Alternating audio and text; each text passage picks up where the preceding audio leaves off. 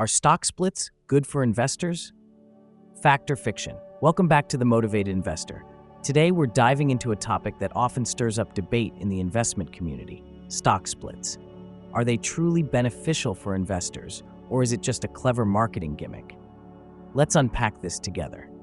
To begin, let's clarify what a stock split actually is. In simple terms, a stock split occurs when a company divides its existing shares into multiple new shares. For example, in a 2-for-1 split, each shareholder ends up with 2 shares for every 1 share they previously owned. The overall value of their investment remains the same, but the price per share is reduced. Now, why do companies choose to split their stocks?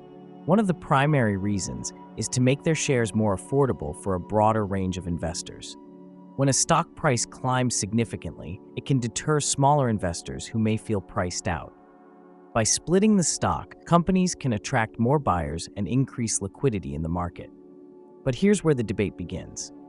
Some argue that stock splits are merely cosmetic changes that don't actually add value. After all, the fundamental value of the company hasn't changed, only the number of shares and the price per share have.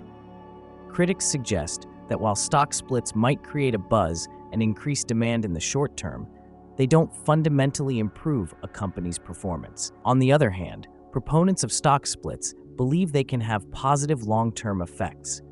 A lower stock price can lead to increased interest from retail investors, which can boost demand.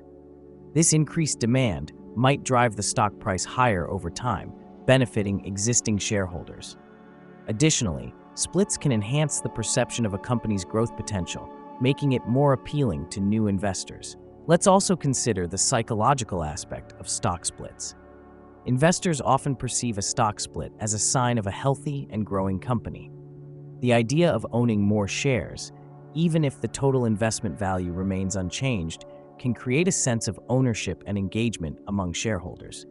This can lead to a more loyal investor base, which may ultimately support the stock's price. However, it's essential to remember that not all stock splits lead to a positive outcome.